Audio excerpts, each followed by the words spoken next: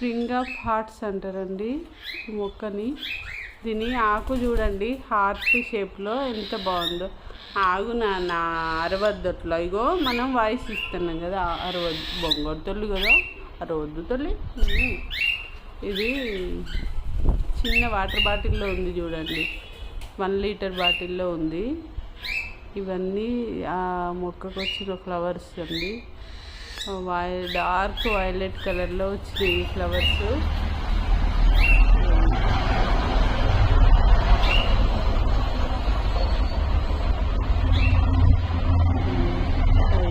Please చూడండి heart షేప్లో ఇది ఫ్లవర్స్.